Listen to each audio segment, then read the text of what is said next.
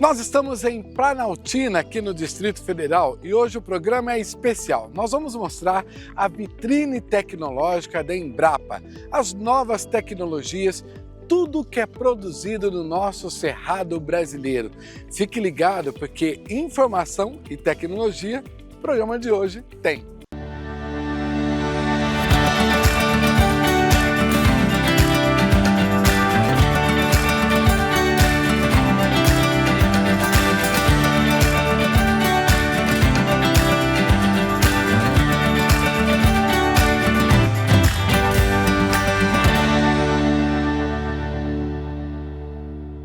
E nesse passeio tecnológico nós vamos conhecer um pouco mais sobre a baunilha, que está fazendo muito sucesso aqui no Cerrado brasileiro. Acompanhe!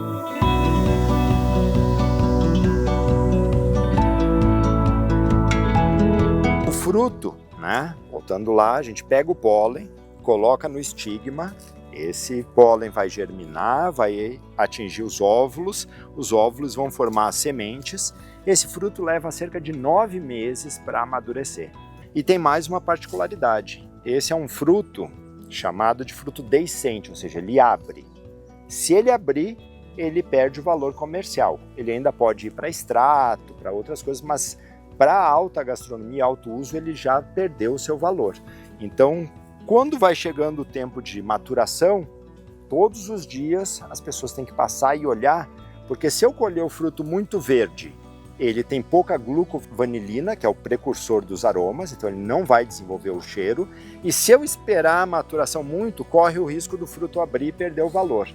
Então saber o ponto de maturação, e vai variar de espécie para espécie, é uma coisa muito importante que depende muito do olho e da experiência do produtor. Já chegou a ter uma planta com 11 inflorescências, cada inflorescência com mais de 10 frutos. Ela é autopolinizável, ou seja, eu posso pegar o pólen dela, botar no próprio estigma e ela vai desenvolver um fruto. As nossas espécies provavelmente têm algum grau de autoincompatibilidade, então eu não posso pegar o pólen dessa flor, colocar nela e ela, em geral, não vai desenvolver o fruto. Tem uma série de mecanismos que impedem. A autoincompatibilidade é o primeiro deles, vocês vão ouvir sobre isso na pitaia.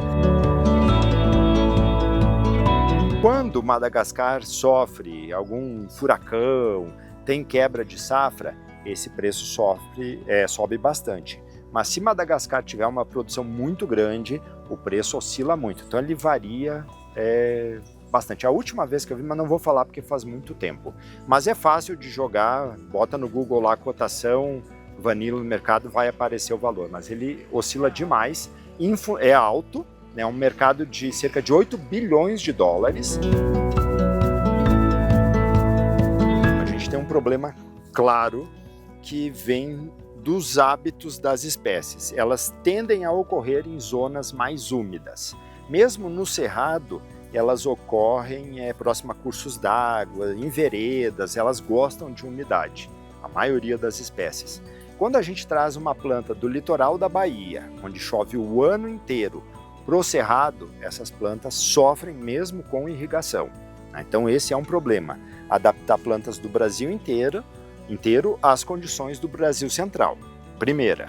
Segunda, elas, não sou só eu que sou fã das baunilhas, as lagartas amam essas plantas e algumas espécies especificamente. Então elas vêm aqui à noite e acabam com uma planta tranquilamente. Então esse é um problema real que a gente tem em condições abertas como essa aqui.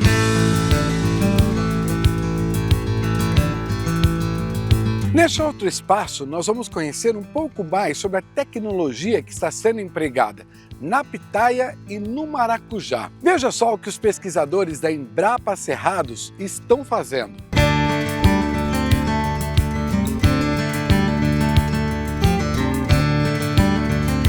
A Embrapa trabalha com maracujá e pitaia desde a década de 90 e basicamente introduziu várias coleções de vários tipos de maracujás e vários tipos de pitaia. Então, ao longo desses 30 anos, a Embrapa desenvolveu variedades geneticamente superiores. Então, falar rapidamente do maracujá, a Embrapa Cerrados, a Embrapa como um todo desenvolveu variedades de maracujá azedo, esse que é o mais comum que a gente encontra nas gôndolas do supermercado. Só que nós temos também o maracujá doce, que a gente come de colher, tem o maracujá silvestre. Então, ao longo desse período, a Embrapa foi lançando os materiais genéticos, disponibilizando para os produtores. Então, nós temos praticamente 4 linhas: é o maracujá ácido para suco, o maracujá doce, que a gente come de colher, o maracujá silvestre, e a linha de maracujás ornamentais. Aqui tem um exemplo de um maracujá ornamental que dá essa flor vermelha, né? Na Europa é muito valorizado esse maracujá ornamental e no Brasil está crescendo. E nós também temos a linha dos maracujás funcionais medicinais, que são maracujás que têm propriedades benéficas para a saúde. Um exemplo é o BRS Pérola do Cerrado. Foi lançado em 2013, tem vários produtores aqui na região que plantam esse maracujá. É um maracujá que tem propriedades anti-estresse, né, que melhora a qualidade do sono. O Brasil é o maior produtor e consumidor mundial de maracujá. E o maracujá é plantado do Rio Grande do Sul até Roraima. Todas as unidades federativas plantam maracujá, por isso que tem essa importância grande. Falando um pouquinho agora da pitaia, também iniciou o trabalho na década de 90 e a Embrapa trabalhou com várias espécies de pitaias. Nós temos aquela pitaia vermelha de polpa branca, tem a pitaia vermelha de polpa roxa, a pitaia amarela, que é a mais doce que tem, e tem uma joia, que é uma mini pitaia nativa do Cerrado. E também um sistema de produção, né, onde você tem que o palanque, apesar de ser uma cactácea, é uma planta que exige água, né, e exige nutrientes. Então você tem essa questão de proteção das raízes, essas raízes aéreas que a pitaia emite, o sistema de microaspersão para fazer irrigação. Então hoje o produtor rural brasileiro ele tem o procedimento, as boas práticas agrícolas para produzir uma pitaia de altíssima qualidade. E a pitaia realmente está conquistando os consumidores e os produtores rurais brasileiros. Também do Rio Grande do Sul até Roraima a gente tem notícias de plantio de pitaia em todas as regiões do Brasil. É muito comum às vezes comprar uma pitaia na beira da estrada, na pitaia, principalmente a pitaia vermelha de polpa branca, que ela não tem gosto, né? Fala que é insossa, mas é um mito. As variedades desenvolvidas pela ciência, elas já são mais doces, são mais produtivas e tem outra característica muito importante, elas são plantas autocompatíveis. Então, os materiais modernos, o produtor não precisa mais acordar de madrugada para fazer polinização. A ciência já desenvolveu uma pitaia que já abre a flor e já ocorre a polinização e a fecundação, diminuindo a mão de obra no campo. E outra coisa que é um mito, apesar de ser uma cactácea, né? A gente está vendo aqui uma planta, é uma cactácea, mas ela responde muito à irrigação. Porque imagina uma planta dessa aqui, ó, produzindo uma quantidade imensa de flores e de frutos, então existe uma extração. Né? E os nutrientes têm que ser repostos, né? Então, às vezes, a produtora até consegue produzir no início, depois ela passa por um processo de esgotamento. Então, essa que é a boa prática agrícola, é você repor o que está sendo exportado, em termos nutricionais e em termos de irrigação. Que muita gente pensa assim, é uma cactácea, não precisa irrigar. Né? Ela não vai morrer, né? É uma planta muito resistente, mas produzir flores e frutos em grande quantidade tem que ter realmente essas práticas agrícolas adequadas.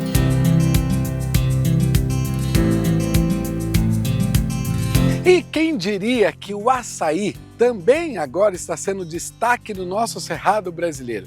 Os pesquisadores contam um pouco mais para a gente qual o segredo para eles se adaptarem tão bem aqui no estado de Goiás. A gente está falando de uma cultura que é do bioma amazônico, né? O açaizeiro. Neste caso é o Euterpe oleracea, que é o açaí que perfilha, que o pessoal chama, né? O açaí do Pará. A gente trouxe esses materiais para cá porque esse material, a açaicultura, ela já é uma realidade, né, no DF, através de políticas públicas como a Rota da Fruticultura. Só que esses cultivos comerciais que estão acontecendo no DF, os cultivos mais velhos aí estão em torno de 3 e 4 anos. E aqui vocês estão vendo que são plantas que elas estão, que a gente chama de fase juvenil, né?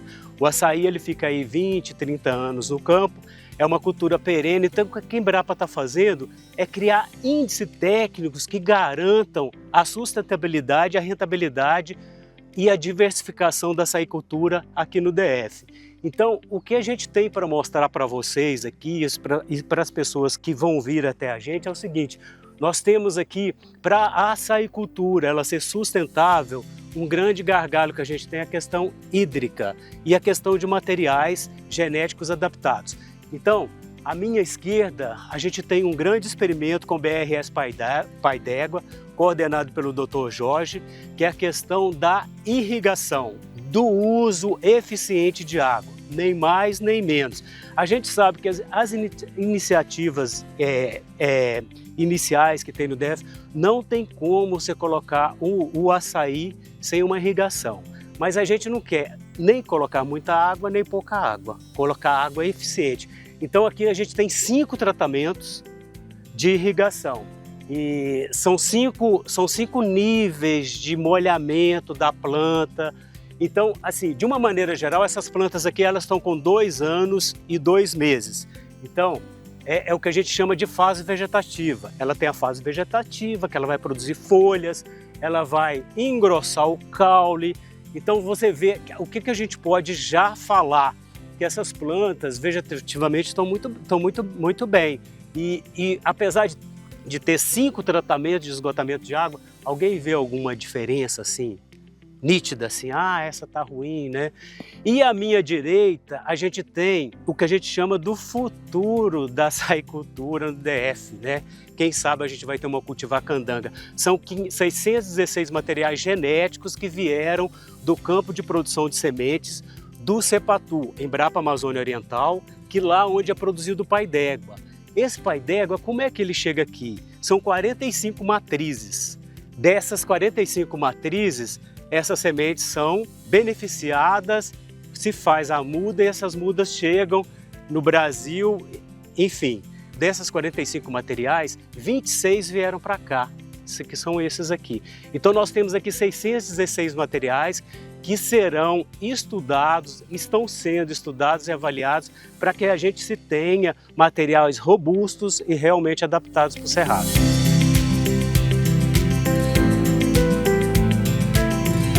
E aqui neste espaço é uma vitrine tecnológica voltada para as hortaliças. É muita tecnologia para melhorar a qualidade da batata, cebolinha, entre outros produtos. Veja só.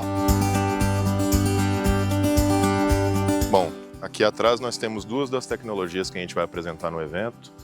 Uma é uma cebola específica para cultivo na época do verão. A maioria das hortaliças, acho que é do conhecimento comum de todo mundo, elas sofrem nessa época por conta do excesso de chuva, que leva à ocorrência de doenças. E essa cebola ela foi selecionada justamente para isso, para resistir às principais doenças que acontecem nessa época, como manchas foliares de bactéria do gênero Xanthomonas. Ela é uma cebola que vai ser plantada ali entre dezembro e janeiro, com a colheita prevista para o meio do ano, que é a época que a gente julga que é a entre-safra, que não concorre com o sul do Brasil ou com nossos países vizinhos e que tem maior preço. Então é uma tecnologia para vir atender o anseio do produtor que está acostumado a plantar cebola, que é uma espécie que é comum de ser plantada em dias longos, períodos mais frios e de chuva bem distribuída. Então ela vem justamente para essa época que é a mais difícil, com a possibilidade de pegar essa entre-safra com uma vantagem mercadológica. Ao fundo ali vocês estão vendo uma berinjela, é um híbrido nosso já mais antigo, bastante tradicional, mas que se adapta muito bem para a questão da agricultura familiar por fazer frente a outros híbridos em termos de produtividade e ser uma semente mais acessível. É daquelas de pacotinho que a gente vê no supermercado e outros lugares, chama BRS Cissa, e ela tem por característica ser bastante produtiva, acima de 100 toneladas por hectare, e ela é uma berinjela bonita, daquelas vistosas, bem escura, e tem resistência à principal doença que ocorre também nessa época, que chama antracnose. E além disso, aqui no evento a gente vai mostrar um morango recém-lançado pela Embrapa, que chama BRS DC25 Fênix, que vem com esse nome porque é o nosso ressurgimento para a cadeia do morango. É um morango que tem por característica um sabor bem marcante, bem doce, um formato ali próximo de um coração, e que tem por característica uma boa pós-colheita. Ele resiste bem ao período após colheita. A gente também vai ter batatas doces biofortificadas, uma de polpa roxa, de nome BRS Cotinga, uma outra de polpa alaranjada, de nome BRS Nut, que servem tanto para a agricultura familiar, por exemplo, a BRS Nut tem ido muito bem no sertão. A gente tem um trabalho forte com o IF Sertão de Pernambuco, um projeto que chama Ramas da Esperança, que ganhou até um prêmio de tecnologia social, no sentido de prover vitamina A, provitamina A, beta-caroteno para essas populações que têm aquela fome oculta, né? A gente, nos anos 80, 90, ouvia falar daquela cegueira noturna, xeroftalmia, é justamente falta de vitamina A, a provitamina A, que é oriunda do beta-caroteno, e ela tem essa característica de se adaptar a esses ambientes áridos. Então é uma vantagem de produzir algo que não é fácil de se cultivar lá naquela região, como cenoura e outras coisas. A batata doce vem a suprir essa lacuna.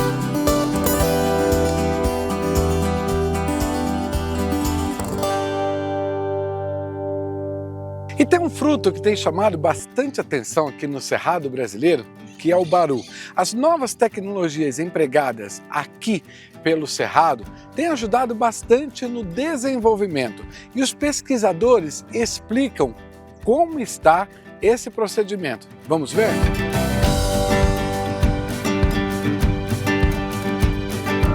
A Embrapa Cerrados ela tem um longo histórico com as nativas, né? O piqui, o baru, a mangaba, o araticum e a cagaita. Mas mais recentemente, nos últimos 11 anos, nós retomamos os trabalhos agronômicos com as espécies, principalmente para desenvolver os sistemas de produção. Desde a seleção de materiais de baru e de pequi, com potencial de precocidade, né? O material começar a produzir mais cedo, produção, altíssima produção, para dar opções para os produtores. Grande parte dos frutos dessas espécies ela é ainda oriunda do extrativismo. Então existe também uma pressão do extrativismo nas áreas naturais. Existe a necessidade também dos agricultores de instalar esses novos plantios com essas espécies. Por exemplo, a entrada do baru em substituição ao eucalipto no ILPF é um exemplo. Ou safes com o piqui, o mangaba, o baru, a cagaita, o araticum e outras nativas, né, que a gente também pretende trabalhar mais para frente. Mas hoje, falando especificamente do baru, ele é a castanha do cerrado, é um produto já tipo exportação e nós recebemos muitas demandas dos agricultores para instalar essas plantas nas suas propriedades por seus vários fatores. Além de trazer a ambiência para o animal que eu falei para vocês em relação à sombra, o fruto do baru ele é 100% aproveitado. Então, além hoje da castanha, da amêndoa, que já é um produto consagrado, a polpa também é um produto altamente consumido nas comunidades. E tudo isso retorna, né, para os agroextrativistas como uma renda, mas a gente também precisa ampliar esse escopo. Também incorporando essas espécies relacionadas nas próprias regiões com os agroextrativistas no enriquecimento dos seus quintais, para ampliar a possibilidade de ter mais frutos por mais anos ao longo da safra, né, dessas duas espécies, principalmente. O baruzeiro ele é muito conhecido em Minas Gerais, né, tanto é que tem Arinos, a Feira Baru, Arinos é considerada a capital do baru, mas nós também temos aqui no entorno já plantios, né, do baru em SAF, plantios inclusive assistenciados pela Emater do DF. Nós temos plantio também de piquezeiro no entorno do DF e o DF também é um dos grandes consumidores da castanha do cerrado e também do pequi, porque é um produto que ainda a gente precisa popularizar essa castanha, assim como já é a castanha de caju, a castanha do Pará, o baru também necessita dessa popularização junto à população para entrar no consumo. Então muita gente às vezes passa até pelas árvores aqui ou nos parques, vê, mas não sabe ainda o que é aquilo. Então, nosso objetivo aqui também, e vocês nos ajudam nisso, é divulgar, né, os frutos do cerrado, dizer que são riquíssimos na alimentação escolar, por exemplo. Já em Alto Paraíso existe o programa do governo de alimentação nas escolas, no Tocantins também, no Jalapão, e nós queremos introduzir isso aqui no Distrito Federal. Por ser uma árvore, né, se espera que no mínimo 5 anos, então não é uma árvore de retorno econômico. Então nosso objetivo aqui é justamente tentar fazer com que a propagação vegetativa e a clonagem através da enxertia desses materiais selecionados no melhoramento reduza esse período. Então nós temos árvores hoje que com 2 anos já está produzindo, mas não é uma safra significativa. Nós esperamos que nos próximos 8, 10 anos a gente já chegue em materiais mais precoces e produtivos para o produtor ter o seu retorno econômico mais rápido também. O fruto do lado de fora tem a polpa que reveste, que é onde realmente onde a gente toca nele. Essa polpa ela gera uma farinha que é muito rica em açúcares, carboidratos e também em proteína. É claro que o campeão de proteína é a amêndoa, a semente, que é o que a gente consome mais. E aí ali dentro, quando a gente vai quebrar o fruto, né, tem uma madeirinha que a gente chama de endocarpo, mesocarpo, que ele é rígido. Ele é muito utilizado também no paisagismo, na economia circular. O pessoal tem feito bricks para carvão, né, de churrasqueiras, lareiras. E também hoje a gente tem desenvolvido não só estudo para consumo humano, mas também para raçoamento animal, né, alimentação de carvoarias com esse resíduo do processamento do baru.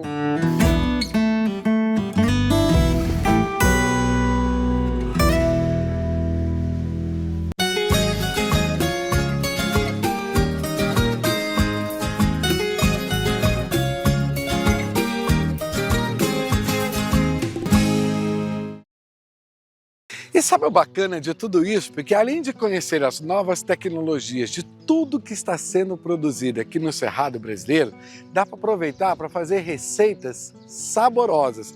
E tem um pesquisador que explicou para a gente de algumas frutas, de algumas verduras que nós conhecemos aqui e na cozinha da Embrapa nós podemos saborear. Olha que interessante! O grande desafio que a gente tem no bioma cerrado é que ele é um grande pomar. Nós temos mais de 50 espécies nativas que são possíveis ter utilidade na alimentação. Algumas como tempero, algumas como suco, algumas na preparação de sobremesas, algumas coisas como salgado.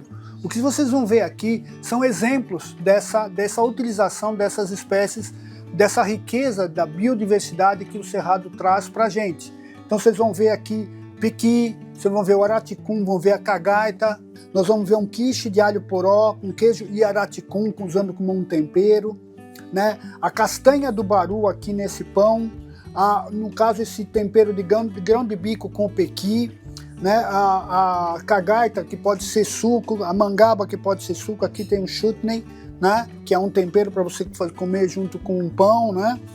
E tem uma brusqueta com pesto de baru, que ele substitui, porque como ele tem uma textura parecida com amendoim, então qualquer coisa que você faz com amendoim, também você pode fazer com o baru. Com a vantagem que ele não tenha o problema da aflatoxina, que é um fungo cancerígeno, que muitas vezes alguma coisa acontece dessa quando o amendoim não é bem manejado. Então toda essa alternativa que o Cerrado nos traz é um sabor diferente, é aquilo que a região pode oferecer para o nosso Brasil.